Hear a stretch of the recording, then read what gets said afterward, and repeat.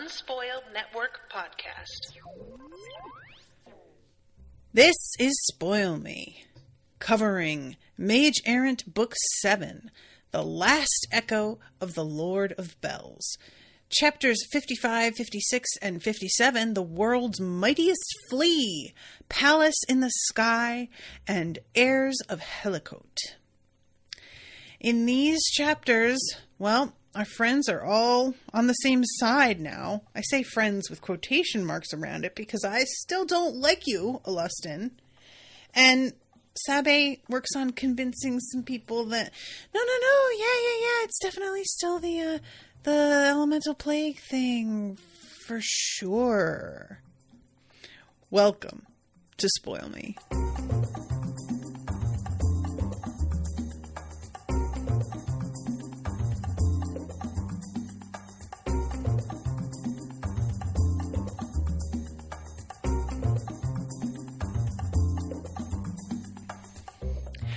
Welcome to the show, everyone. I am Natasha. Thank you very much to Dan for commissioning this episode.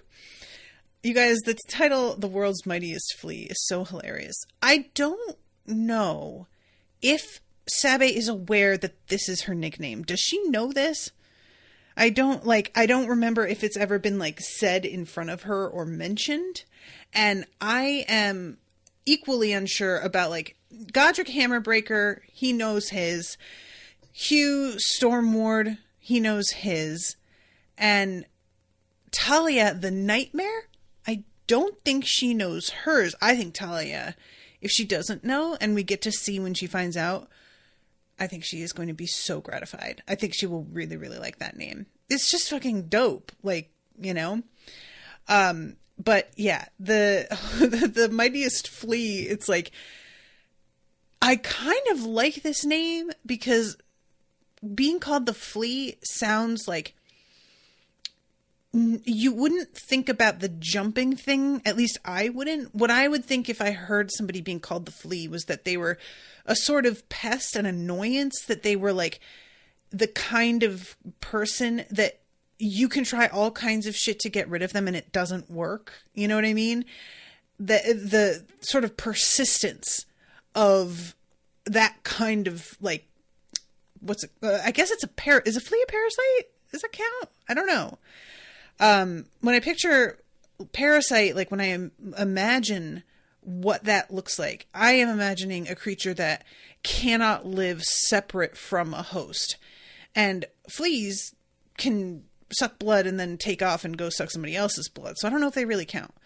But anyway, I am really, I really want to see, let's see. MX Shard says, Valia or another Sacred Swordsman called her the Flea in book 4 or 5, I think.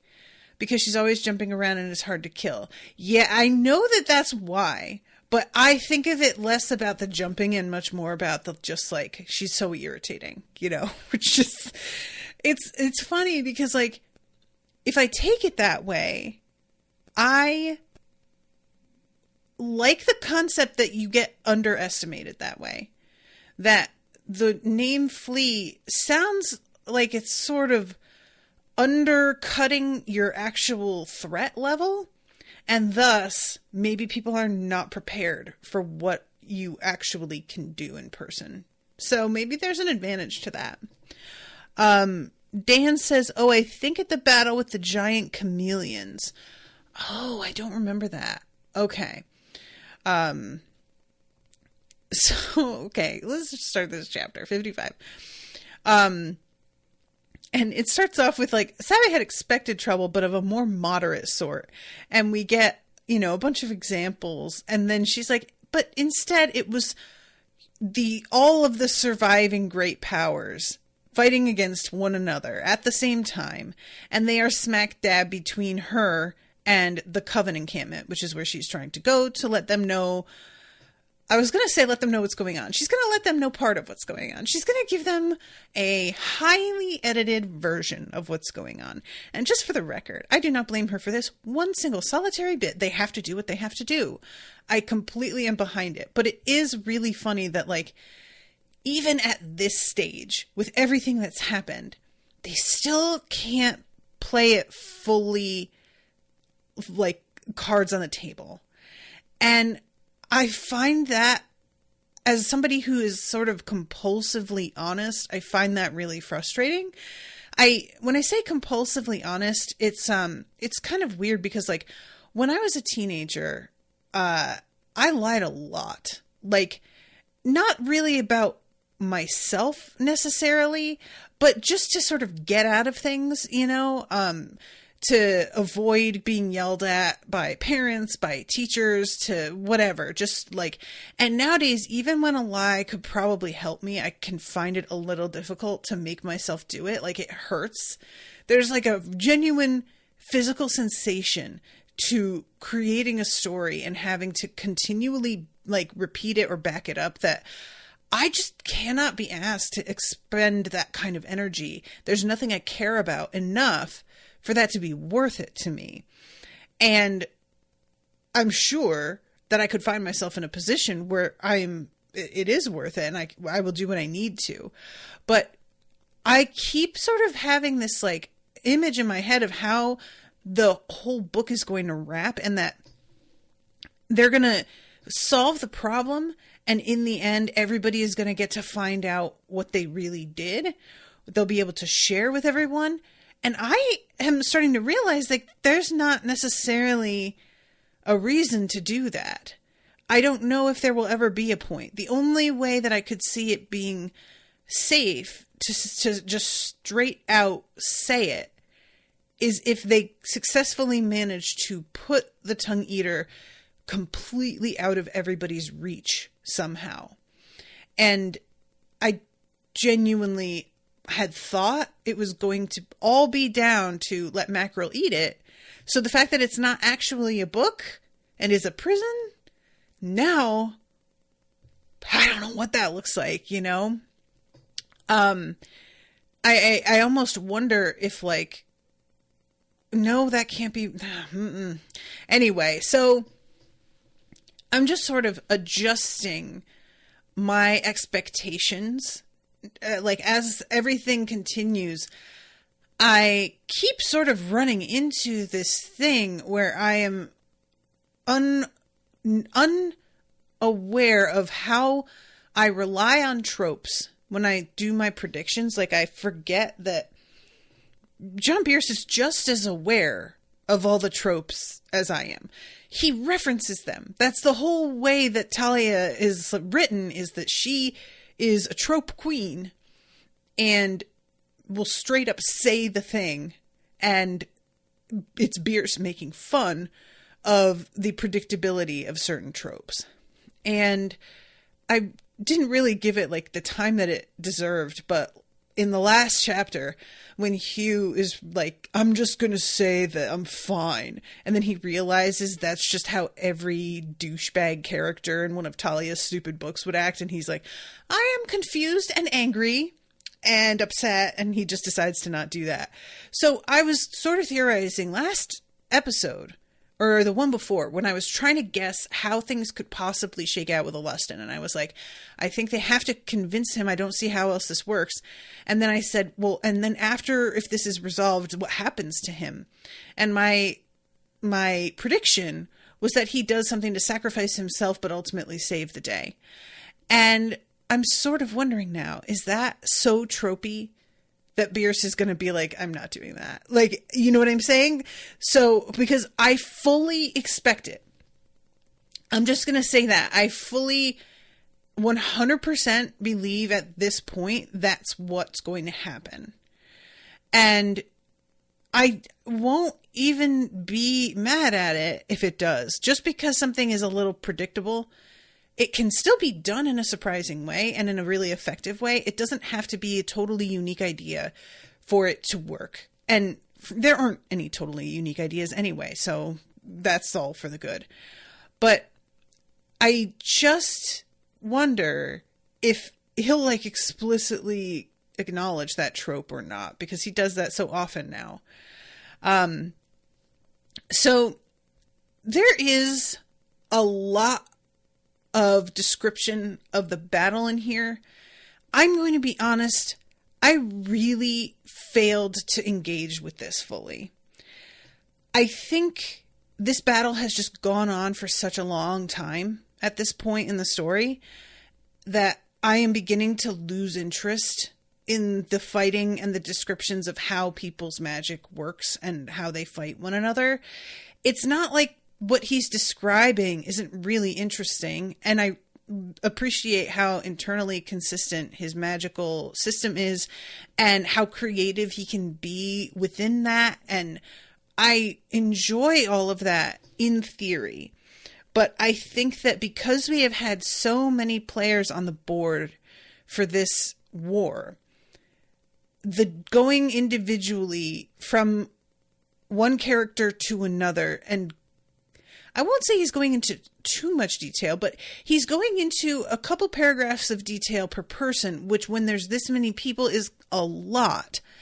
I find myself losing track of who's who and not really being able to picture the situation, and it just starts to wash over me, and I find myself not retaining anything.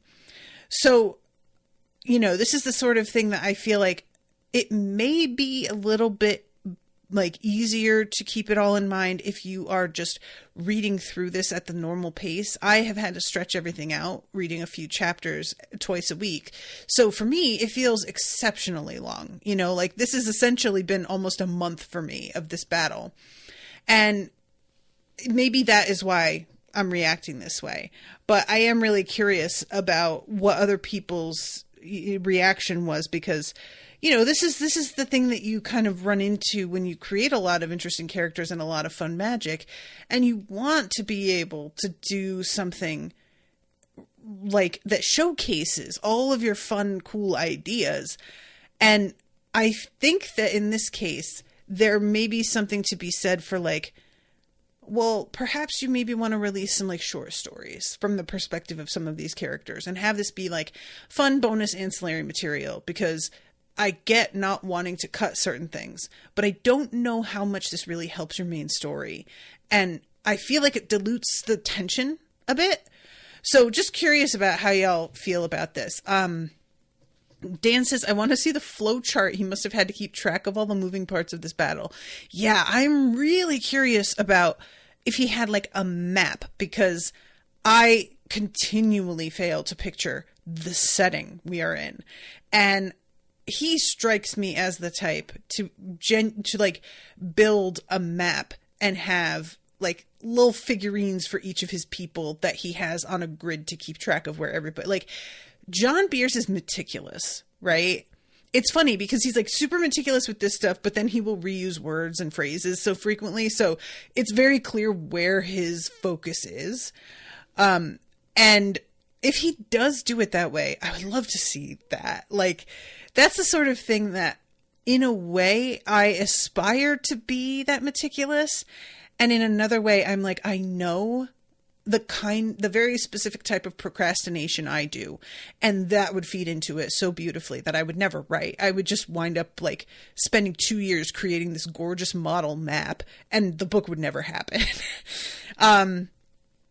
Dan says, I read it in 2 days. It's definitely easier to keep straight when you read it right through. Okay, yeah, that's kind of what I was figuring. So Sabae, the main person that she's coping with here is ALustin, who is doing that illusion thing. And she is trying to react always as if the ALustin she is coming up against is going to be the real one. But it's it's a bit frustrating because it's a waste of energy and can sometimes throw her off track if it is not, which it isn't almost ever. I think that she comes to a point where she realizes that none of the ALuses she's singing are the real one. Let's see. I'm trying to find a good spot to jump in here. Oh my God, you guys. Sabae sees a possum.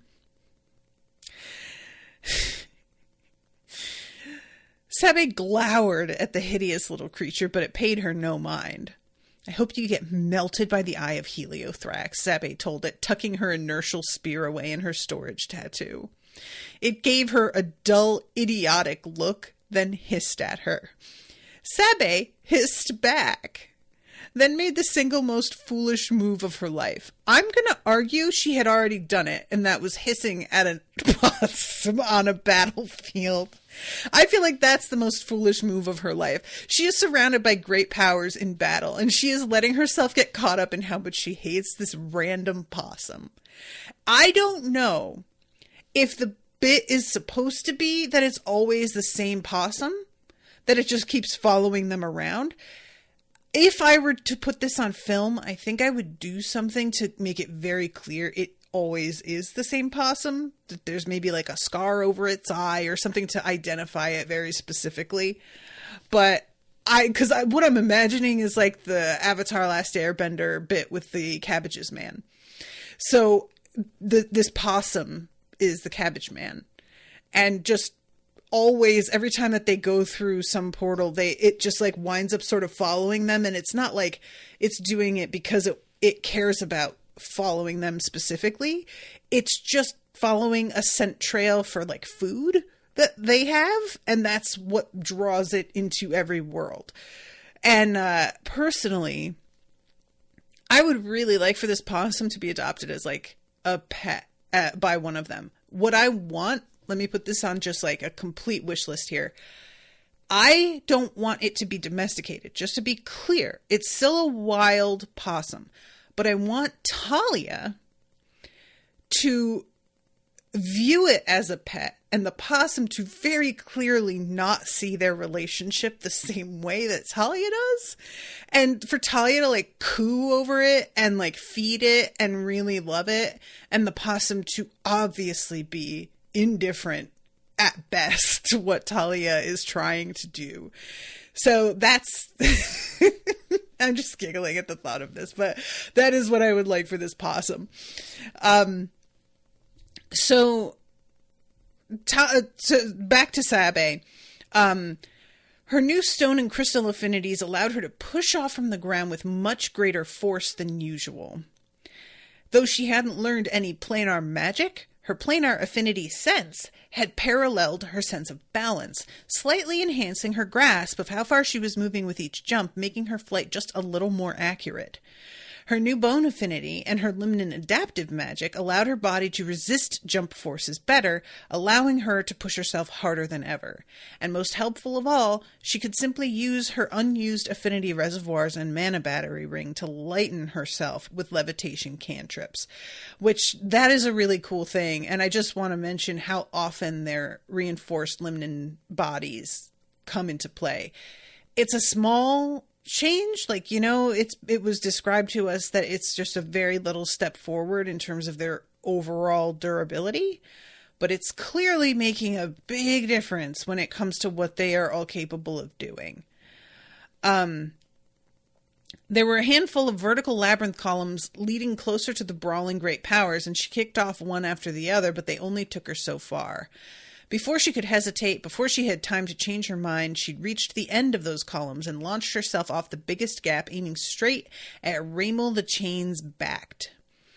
Sabae detonated and rebuilt her wind armor again and again, as fast as she'd ever done, all while carefully correcting her flight path. That sounded so cool. I want to see that.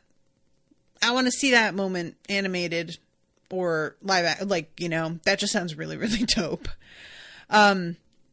She made it to Raymel's back just barely, but unfortunately, Kragath Clawmane chose that moment to clamber up on the Hydra's back and lunge at her. So that she's like on a great power, fighting a great power. This is just really, really unfair. Sabae yanked a Limnan Sky Spear shaft out of her storage tattoo.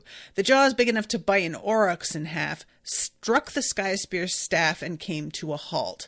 Sabae immediately launched herself away, not waiting to see whether the chimera could shatter the Sky Spear wood or whether it would be smart enough to just spit the thing out. I felt the loss of this spear. Let me just say, I think it just comes from like growing up without a lot. I was definitely poor, but I wasn't at any point like going hungry or anything to that extent. But it was the sort of thing, like, if you got something really nice, you were extremely careful with it because you knew that you couldn't just buy a replacement if something happened. And so anytime that I have a character who gets like really cool tools, weapons, like any kind of object, and they are forced to abandon or sacrifice it, I have such a hard time with it. And it's funny because in terms of my real life, you would think that would make me a hoarder, but instead what I am is like, I constantly clear out things that I don't need or want anymore and make donation bags or send them to the trash. And I try and like winnow down how much I have into just a few very high quality things so that it's less stuff overall.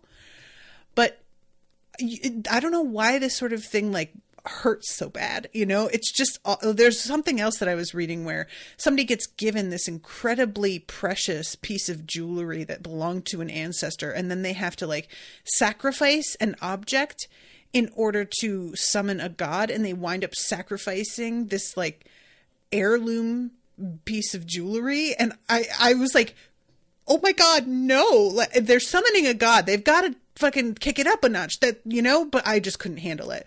And this moment, I know it saved her life, obviously it was worth it, but I am going to be like low-key, I hope that she just keeps scanning the ground for that spear and gets it back eventually. So let's see.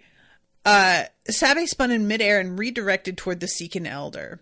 Halfway to the giant walking plant mage, however, ALustin flew directly in front of her. And again, it is not actually ALustin, but it redirects her descent, and she realizes, the wrecked parts of the forest on this creature's back are already regrowing. And I was just like, don't you wish forests really just did that? Sabae barely managed to land safely inside the horizontally growing forest, kicking off 2 pines, a date palm, and an elm before skidding to a halt on an ash tree. The forest wasn't quite full-sized. Sabae didn't see any tree over 40 feet tall. But to have even a small forest as back hair, even disproportionately large and thick back hair, really put the size of the Seekin Elder in perspective. And that is just so, I can't imagine. Basically, you've got an ecosystem that you just carry around with you. I guess as human, like, we do. It's just they're so small, we don't pay attention to them. And this would be an ecosystem large enough that you're aware of it, which is kind of creepy, actually. Dan in the chat says, you always had hundreds of health potions left at the end of games, didn't you? You know, I didn't. It's sort of a funny thing. You would think I would play that way, but look, just a tiny aside, but Owen got me into Skyrim. And when we started playing, I was playing on a large screen next to him and was extremely anxious about the combat. And I was just like, I can't do it. So I would be the one with the controller to travel, to gather things, to make items, whatever. And then when somebody popped out and wanted to fight, I would hand him the controller and he would fight. And I then got the game on Switch and started over. And I thought for sure, I'm not going to get in any fights. I'm just going to avoid that part of the game as much as I can. And when I have to, I have to. Do you guys know what I wound up doing? Inadvertently, because I wanted every fight to end as fast as possible, I became a barbarian with these insane weapons, and I was basically indestructible. I kept upping all of my, the stats that made me really, really deadly, and I was just walking into places with a fucking mace, and people were coming at me and hitting, but it was taking such a tiny fraction of my health because I built it up so much that I could just walk in and be like, yeah, fucking come at me. And they could, and it wouldn't matter. So it was so funny because eventually Owen was playing with me and he was doing it with stealth as his really, and I intended that. When I started playing, I thought, okay, I'll be really good at stealth so that I can avoid the fighting. And instead, I was just like, you know what I'm going to do? I'm going to make myself so badass that the fighting is over in like a third of the time it would normally take. And it was fantastic. It was so much fun. I still think about it because I never, like, I finished the game's main things, but I never did finish all the side quests. And I've been thinking lately, like, I should go back to playing that for a little bit. Anyway, so the moment here is like Sabae getting wrapped up in this weird dream mana that creates, and I really love the way this is described. She was wrapped in psychological chaos. People staring at her dream armor suffered a few effects. First off, it warped and distorted her form until she was completely unrecognizable, leaving viewers unable to tell which body part was which or how she was moving them. They even struggled to tell what direction she was moving in half the time. Those were the least important effects, though. Dream magic was different than other illusion magic. It operated not by the extensive work of mimicking reality, but rather by tricking observers into doing it. Dream illusions weren't about precisely detailed images, but about the feelings those images engendered. And chaotic, unstructured dream mana pushed protean, ever-shifting sensations into the minds of observers, gave them flickers of recognizability, empty frames on which to weave delusions of familiarity. One moment, an observer might see a loved one whose identity they couldn't recognize. The next, they might see a childhood nightmare or a glimpse of battlefield trauma. It was not a powerful effect, was easily resisted enough if an observer were prepared for it, but unprepared, trying to attack a swift-moving target, the Seekins completely lost track of her. One vine mage even fell out of a tree, though he caught himself. I love this. That's such an interesting idea of how, like, taking the actual way dreams work, you know? And I know that I have only like once or twice been able to pull off a lucid dream where I'm aware of it and it doesn't make me wake up. I almost always, once I'm aware, I start to wake. But I do remember dreams where I would see something. It would be a very unclear image, and within the dream I would be like, I think that's so-and-so, and then it would become so-and-so. And I would wake up and remember and be like, oh, I like created that out of this reminder, you know? And that's exactly what he's describing here. And it reminds me too of like, if you guys have ever been in a room that's truly dark, you can start to think you're seeing things in the dark because your eyes are doing this sort of like, they're tricking you. And so you'll think that there's movement when it's just the sort of like shifting floaters of your eyes, or maybe there is a tiny pattern of light that's visible barely that you can't see when you look directly at it, but out of the side of your eye, like it's much more obvious.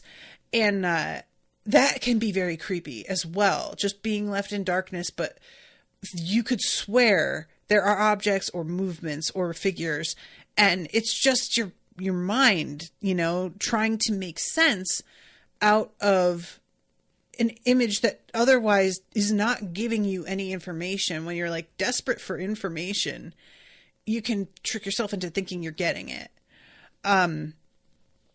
So she, like, instead of engaging them in the fight, she's like, I gotta be focused on where I'm trying to get to, and just tries to blast past them. And she goes through their windshield, and I love this. It was, her windshield was just better than most other windshields. It was more cohesive, powerful, and harder to disrupt. She had far better control over it than other wind mages over their own windshields. Second was the dream armor spinning around her, making it hard for the Seekin wind mages to tell exactly where she was passing through. And third, and most importantly, at least half a dozen had been wounded or killed by the swarms of nails Sabae had just detonated into the back hair forest. And I was like, just your style, Mr. Bierce. Be like, oh, it's maybe these couple things, or it's shrapnel. Who knows which is the most important? So again, another Andis Thune in front of her. something bizarre happened. The illusion seemed to fracture on the inside, and Sabae actually saw the internal construct of the dream illusion. She saw the lightning mage flying inside the head, mimicking the lightning dragon's breath weapon. The sudden glimpse of the illusion's mechanics distracted her. And the tumble revealed something fascinating. All of the versions of ALustin in the brawl were illusions. She didn't have time to contemplate whether he was invisible near the battle or elsewhere in the city, nor did she have time to wonder whether it was just her dream armor that allowed her to see it, or whether it was the dream armor in combination with her magical goggles. And I really want to know a lot more about this. So I'm going to have to jump ahead because I'm getting caught up in talking about things the way that I do. But there is a really funny moment where she is out here yelling, let's see, rather than launch herself away, Sabae acted on a whim, dispelling her dream armor and waving at the fiber mage. Think I could get a boost? Sabae called. The enemy armor's tendril paused. Are we even on the same side? Sabae shrugged. I don't even know how many sides there are in this battle anymore, but I've got no feud with you. This is the oddest battlefield conversation I've ever had, but fair enough, the fiber mage said. Then a single fiber tendril, twice the width of Sabae's torso, extended itself, coming to a halt right in front of her. And she tells her, hold on, and just flicks her across. I love this so much. What a weird moment of just like, I mean, if we're cool, I don't care. Are you good? And the other person just being like, yeah, you know what? I guess we're good. That's fine. So this is when she like arrives at the outpost and she's trying to convince all of them about what it is that's happening here. We've contained the plague, but there are resonators that are threatening to destabilize it. Luthi narrowed his eyes at her, but before he could say anything, arguments burst out. And she's talking about ALustin and Valia. We can't trust them. We can't work with him. They're deceiving us. Luthi snapped his fingers, simultaneously setting off a small explosion of flame over his hand to shut everyone up. How many mages do you need, and where is this resonator in the camp? And she tells them exactly what we need. There were several more attempts at interruptions, but the various field commanders hushed them. Sabae couldn't get a read on the High Vale commander, but Eden Slane was clearly taking her seriously. The ranking priest of Indra's cult commanding her forces here seemed a little skeptical meanwhile, and the distant Kaenda's cousin Jairus, commanding the Rosandis mages, was giving Sabae a calculating look. He probably thought she was making a play for favor with Ilinia, but Sabae knew the man just well enough to know he wouldn't try to interfere with her mission. So then she finds out somebody did get a book like the one you're describing. I think he thought they were attempting to get it. And he was like, oh, I'll take that. And it's the fucking Frost Ghost, Rhodes Carex. I love this so much. He is such a pain in the ass. There is something really fun about Rhodes Carex eventually being on our side, but in the most surface level way possible, where like he has aligned with the correct people, but otherwise is just as much of a dick as ever he was. Arguably. I don't know what's going on with him. Maybe he has grown some. I would like to think more than he probably has, you know? So she's just like, well, I guess we can bring him. Yeah. As her strike force gathered, good news arrived from the edge of the encampment. Xerxen Grey had fallen. And the smoke cloud was already dissolving and drifting away, revealing a massive series of spell forms made of smoke that were drifting away more slowly. So, they all assemble. Avengers. Luthi and the others are more than competent enough to handle things without me, and everything here is secondary to securing the elemental plague. Securing the vault is Skyhold's entire reason for existence, And I love this. He is so 100% on board with making sure that things get resecured. And she hadn't quite understood how fucking like ride or die he was for what Candoron believes in. And this moment makes her go, wow, okay, he's more serious than I expected and is like a much stauncher ally than I think she really realized.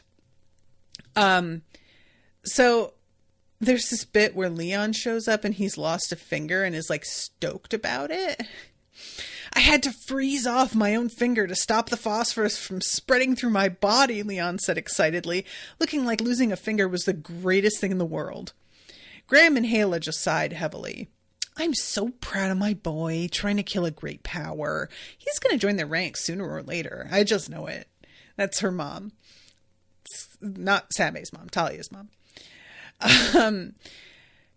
So we gather everybody up, including Shimmering Cardivan. Hooray.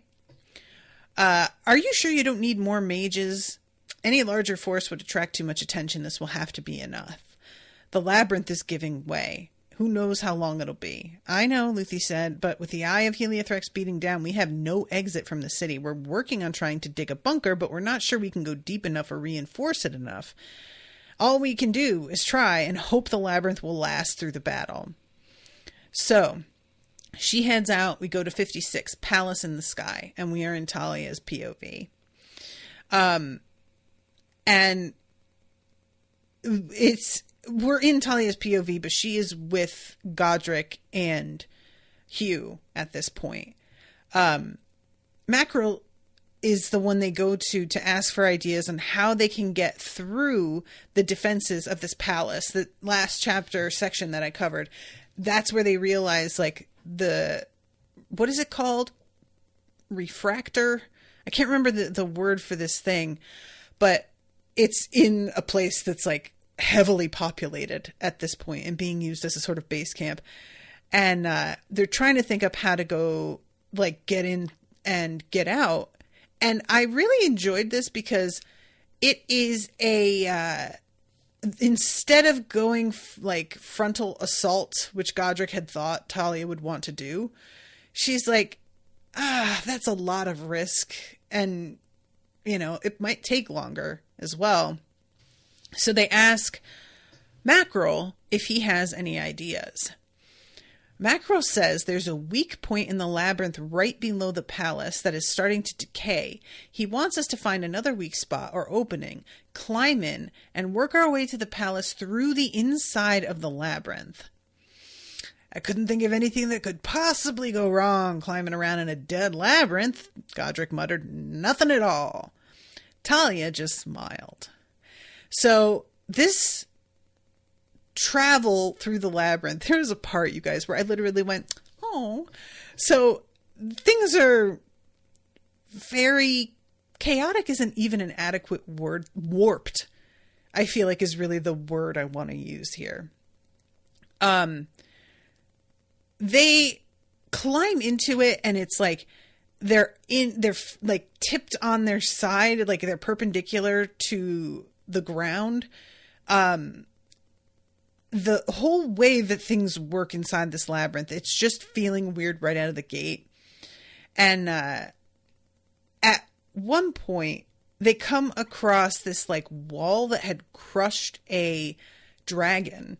And that was the part that I was like, oh, that's sad, because it clearly like quickly adjusted its space. I'm trying to find the spot where it says another passageway where the size altering properties of the labyrinth halls had failed, gruesomely trapping and crushing an adult dragon in a space a third the width of his torso. His undamaged neck and head sprawled across the hall.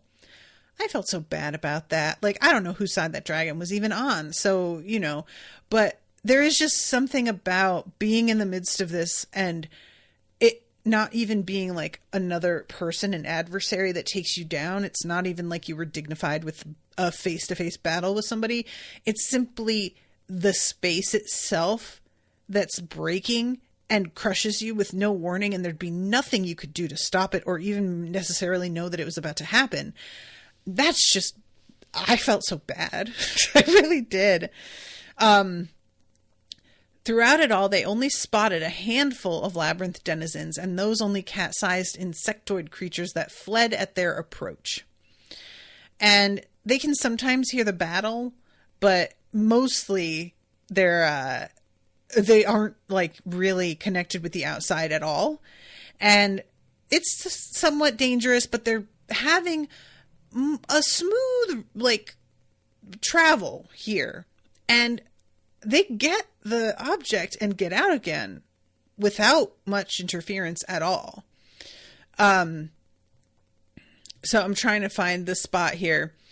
The stone wasn't just weak for a labyrinth wall, but weak for stone in general. The basalt was crumbling like a particularly weak mudstone, and Talia was halfway convinced she might be able to break it apart with her bare hands. Their progress slowed considerably when they hit a thick layer of dirt. None of their 12 magics directly affected dirt, after all. Hugh and Godric ended up crafting stone scoops to shovel the dirt away with their magic. As they cleared more, it grew easier and easier. They were digging up from below, so the dirt began collapsing toward them. When it fell down in the labyrinth, however, gravity was pointing the opposite direction, so a small cloud of dirt started oscillating up and down the center of the hole until they cleared it away. So weird. Like, trying to imagine it, just such a strange scenario. This is when Talia notices that the band ALustin gave her is buzzing. And she sees that neither Hugh nor Godric are at all interested in tuning in for ALustin AM radio. They are just like, you know what? I'm so busy. I just don't have time. What a shame. So she's like, fucking fine. And when she puts it on, she can hear him. And he's like, I've been trying to get you for a minute. Are you in a weird spot where the labyrinth is fucking with things? And she's like, you could say that. We've got news on another resonator. The librarian's Errant found one destroyed. Is there a risk of it triggering the tongue eater? No, but if we lose another, there's a better than even chance the tongue eater will detonate. And if we lose a third, it's guaranteed. Part of Talia immediately suspected they'd find one more destroyed. It wouldn't be a proper story if the odds of destruction didn't push right against the limit. Exactly, right? Come on. That's of course it. So finally, after they've established this, she then asks, were you telling the truth about me earlier? And ALustin says he was. And is like, I have a story to tell, and I know this is not really the right time, but we don't know if we're making it out of this. So if I don't tell you now, you'll never know. When I was young, I was raised knowing I'd be one of the Lord's citizen, the champions and civic leaders of Hellicote, the Lord of Bell's own representatives. For all of my father's terrible parenting, for all of his failures as a person, he trained me well for my role. And then, when I was 14 years old, I developed my paper in Farsight, and my father rejected me as his heir. Everything I'd trained for, the future I knew I was destined for, was gone. I tried for years to fill the hole my lost identity had left inside me, never with any success, and no matter how many people told me that I didn't need to weigh myself against the future I should have had, I couldn't stop. My vengeance helped fend off the pain from the loss of my family, my city, and my friends, but it never helped fill the hole that should have been my future. It was only when I realized it wasn't a hole, but a thorn inside me, that I realized I needed to stop trying to fill it and pull it instead. You spent your childhood being told you would become Clan Castus' greatest weapon. And then you thought you'd failed and spent years trying to fill that hole. No matter how powerful and deadly you grew, it wasn't as a fire mage, wasn't as your clan's weapon. Now you've found that you're more powerful than Clan Castus had ever anticipated, a weapon on a scale far greater than they'd ever hoped. That knowledge doesn't help fill the hole in you at all, does it? No, she whispered. It's a thorn, not a hole. Stop worrying about who you're supposed to be and start thinking about who you are. And just like that, Talia knew the answer. Hugh had told her earlier and she'd humored him, but she hadn't really believed it. had set it aside to attend a battle and fret about her status as a great power. I'm not a weapon. I'm a warrior. I'm not wielded by others. I choose my path. Now that, ALustin said, is an excellent first step. Talia smiled faintly and then put away the paper band, not back in her storage tattoo, but on her wrist. ALustin might still have to answer for his betrayals, but for now it would be foolish to slow down their speed of communication by a potentially crucial few seconds just because she was afraid to wear the paper band on her arm. At least, that's what she told herself as she put it on her arm. And I just really, really liked this moment. The idea of, like, I thought it was a hole that I had to fill. And instead, it's just this, like, pernicious... It's like, he calls it a thorn, and what I keep thinking about are those little burrs that are in, like, grass in the fall that get stuck to your sneakers and stuff. Do you guys know what I'm talking about? I don't know if I, like, have run into these anywhere but Texas. I'm sure they exist other places, but I never really lived somewhere that I was, like, in the suburbs as much as I am here. So I'm running in the grass and stuff a lot more often, especially with the dogs. And these things get stuck to your sneakers. And then when you come in your house, if you aren't somebody who takes your shoes off at the door, which we're not, I wish we were, they get stuck in the carpet.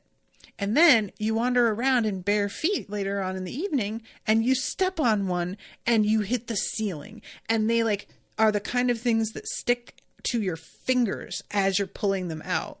So then you get it out of your foot, but then you have to, like, flick it a bunch of times to get it to stop sticking to your fingers as well.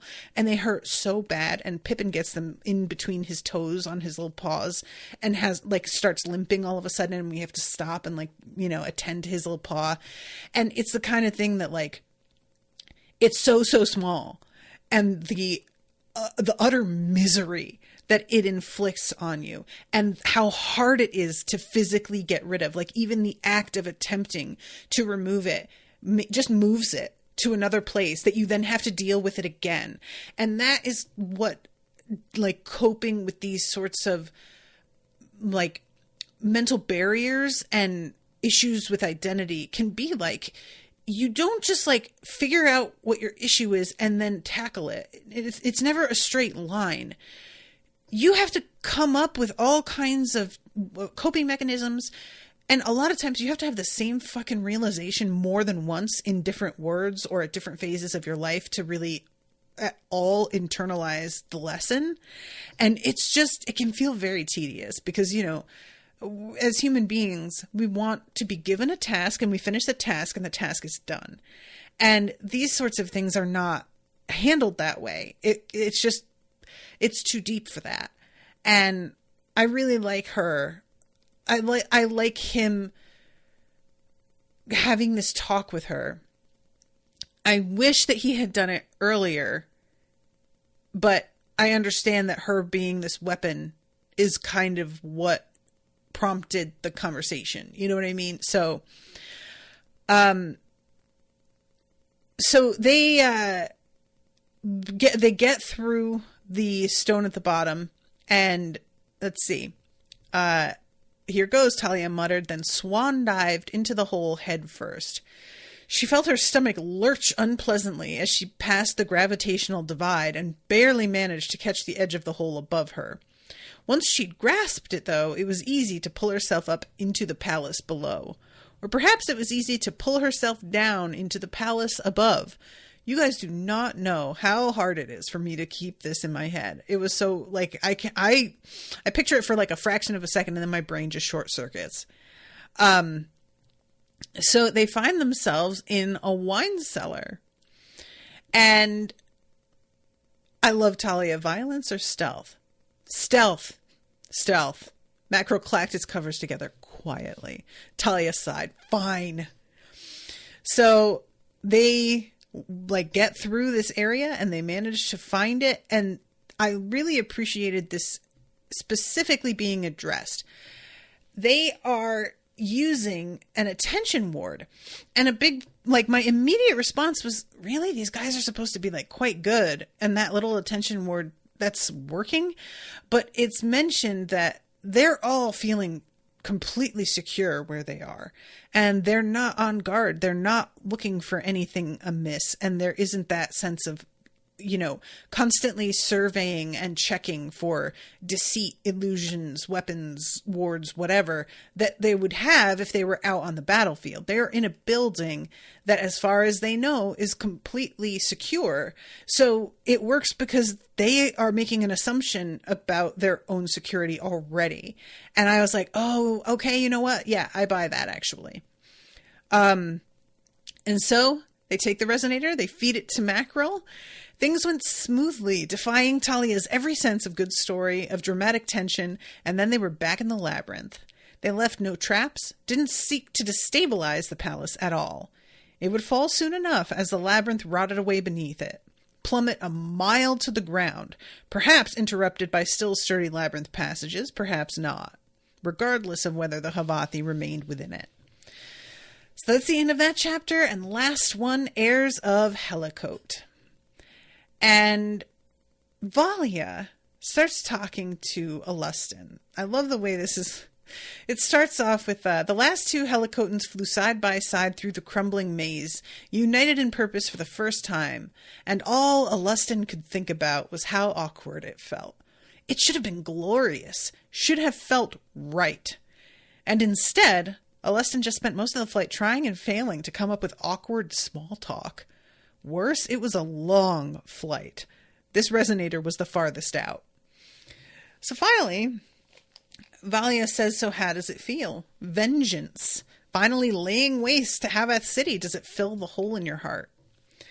And he says, well, it doesn't, but it feels pretty fucking good. I mean, it doesn't feel totally real yet. It's like a dream I might wake from. And she says, I hope you'll forgive me for considering this more of a nightmare.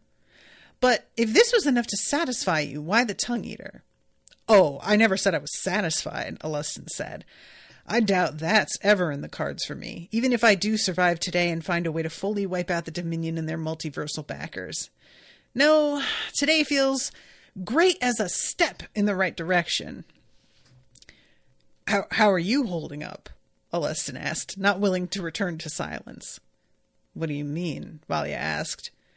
How are you holding up with the revelations about the Dominion, with having your loyalty be repaid with lies? That's kinder than I thought you'd phrase it. How did you think I'd phrase it? I expected you to ask me how losing felt. ALustin winced. I may be a vengeful, city-killing madman, but that doesn't mean I need to be a jerk. And I was like, yeah, but you are, though.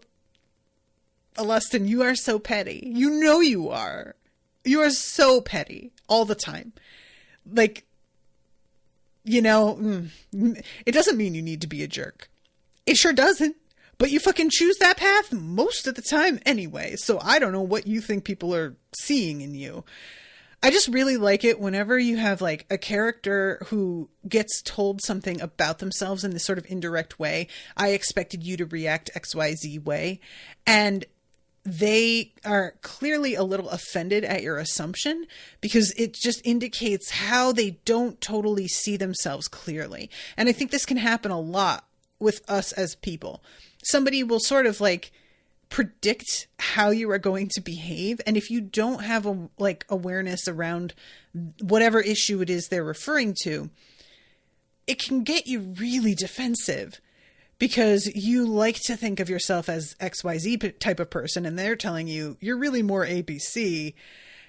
The good thing is when people do that and you are fully aware that you are that way, it can just be funny instead, which is what had worked out when I first introduced Owen and Rashawn and they met in person. The two of them made fun of me relentlessly about extremely true shit. It's just really funny because that was how they bonded, was just mocking me all the time. And a part of me was like, I don't get why you're not more annoyed by this.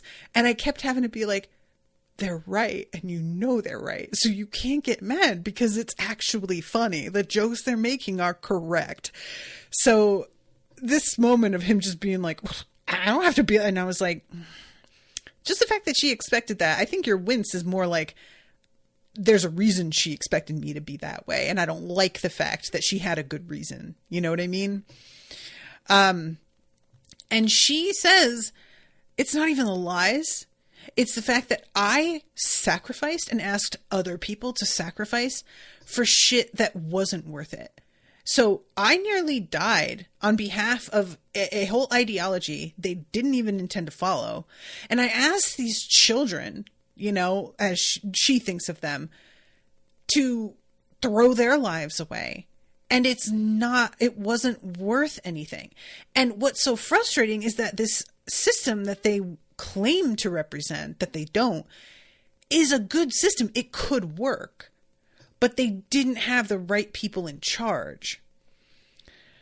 And ALustin is like, well, I will say, not that it makes it better necessarily, at least you actually believed in what you were sacrificing for and what you were asking others to sacrifice for. You weren't claiming it was for a noble good, but in your mind knew that was horseshit.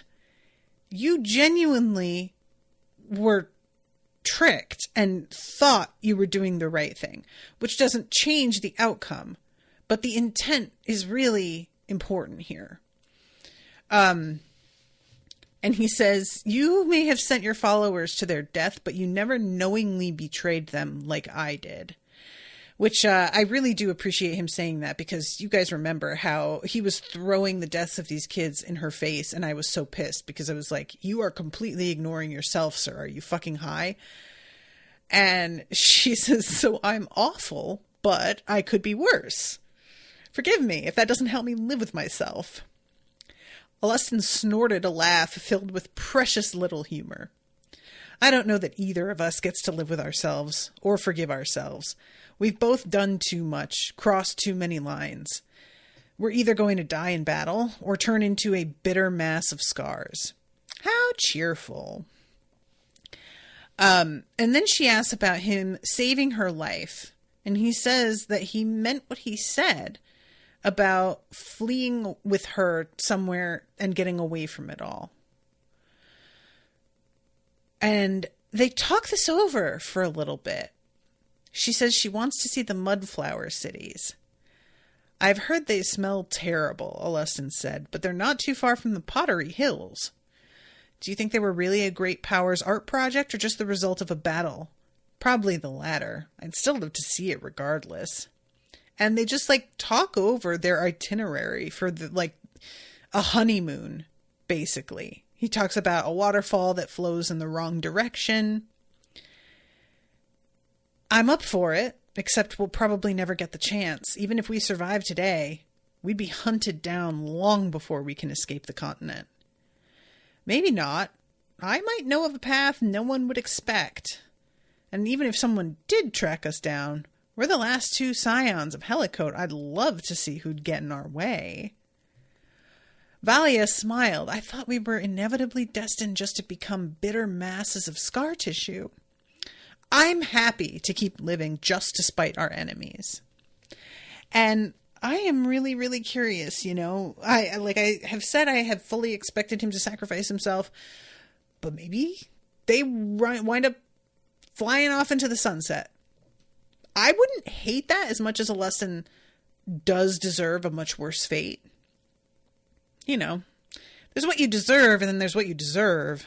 So this is when they run into the Havathi, the great power that is like the bamboo thing with the circus all entwined with it. And ALustin notes that they are all speaking at the same time, completely in sync with one another. And they have found, let's see, we're quite curious as to what your little toy here does. And ALustin is like, are they just fucking with us? Are they playing mind games? And he's kind of, I get the sense, irritated, because even if that is all they're doing, it's working. And there's nothing worse than knowing somebody's kind of playing you and being unable to help your reaction to it. The circus was specifically designed and trained to control large spaces. They're one of the most defensively focused collaborative great powers the Dominion was planning. How many were you planning exactly? Dozens, but that's probably a conversation for later. Can we go through them? Oh, absolutely, but how are we supposed to do that? ALustin and Valia's attack was preceded by a vertical avalanche of paper. It nearly emptied his storage tattoo. The first to strike were entire crates of paper still sealed. There was not any significant difference between dropping hundreds of pounds of paper and the equivalent weight of rock, and the defensive wards built into the upper framework flickered visibly, more than a few bamboo poles cracking and splintering. As they were repositioning, the second wave of paper hit, cutting pages driven straight down at high speed. The bamboo wards blocked most, but hundreds struck exposed bamboo poles, slicing through and descending deeper, killing at least one bamboo mage as it did so. The third layer was the true threat, though, modular, pre-constructed paper wards. ALustin hadn't even bothered to customize them. The instant the wave began plastering themselves to the circus wards, both began flickering and rupturing. Which, of course, was exactly when Valia cast one of the biggest Athuema spells ALustin had ever seen from her, that amplified the ward overlap effects. The top layers of the bamboo frame simply dissolved in the resulting explosion, taking even more of the circus mages with them. As Valia had warned, the circus had been trained for ward overload attacks. The initial waves worked, but they responded rapidly. And after that began their counterattack. So I'm running out of time here, but they go back and forth a little bit, and finally it says they launched their true attack. The focus and defenses of the circus pointing straight up at the paper avalanche were entirely unprepared for a drill of sword echoes to impale the side of the framework at high speed. In the drill's center flew ALustin and Valia, weaving around one another in a tight spiral, leaving sword echoes at a rate to strain their sabers' enchantments behind them. As the echoes passed their feet, Valia seized them with her magic, pulling them into the conical whirl of echoes around them. The circus didn't even have time to formulate a response before the last Helicotans alive punched into the center of the framework and dove for the resonator. As they dove, Valia released the whirl of sword echoes, sending them slicing into the bamboo framework around them and cutting down more than a few bamboo mages. And they have the resonator. He puts it in his tattoo, and they start saying how, oh, we underestimated you. And, you know, because you're Helicotan, I'm sure you're used to that. It's been done a few times, and it's the last time that's ever going to happen. So they are back to back now. The fractal sphere slowly shrank inward until ALustin could have reached out and touched the nearest bamboo spears with his sword. He tried not to look at the faint marks on most of the bamboo poles. You fought your way in, now fight your way out. The frame around them convulsed, preparing to impale them from 1,000 directions. Then Valia sliced a single bamboo spear with her saber, and the entire circus collapsed. Their attack had been sleight of hand the whole time. Overwhelmingly destructive sleight of hand, but sleight of hand nonetheless. ALustin hadn't used an ounce of ink mana for the paper avalanche. Instead, as the circus defenses shredded the pages ALustin dropped on them, his magic pulled out the ink on the pages, then wove them through the bamboo ward maze, splattering ink across every single pole. Not much, it would be barely visible to the naked eye. His spellcasting style was heavily designed around replicating the same actions again and again. Each and every one of those spell forms was perfectly identical. Each and every was identical. And when Valia swung her saber through one, casting an Athuema spell with her remaining mana, the cut was replicated over every single beacon signal. ALustin had drawn them on the overwhelming majority of the bamboo poles. Just like that, the bulk of the bamboo was cut in 2 or more pieces. The circus might have survived, might have reassembled, But there was one important consideration pressing on them. Literally pressing on them. The paper avalanche. As it collapsed, its wards entirely in tatters, ALustin drained most of his remaining paper mana to redirect the paper avalanche, sending countless glyph and cutting pages after the surviving bamboo mage acrobats. That is amazing. I love this so much. I love, first of all, how amazing they work together, because it just feels like they're meant to be. It just does. Secondly, I love the creativity behind the concept of this. I love how her Athuema works with his paper and ink affinities, and the way that they have managed to pull this, like, it doesn't seem like they even have to speak with one another about it, and it may just be that they spoke off page and we're just seeing it after they have decided what they're going to do. But I would not be surprised if they just know one another well enough to be like, I can trust that you're going to pick up what I'm doing. And it's just a really, really fun moment that I don't know. I just really like this. So despite their years of animosity, despite fighting on opposite sides of a long simmering conflict, it felt good standing at Valia's side once more. And that's the end of the chapter. So I have got to wrap this up, but thank you guys so much for hanging out. Thank you, Dan, for commissioning this. These are really, really fun chapters.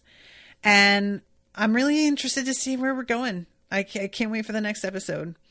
Until then, toodaloo, motherfuckers.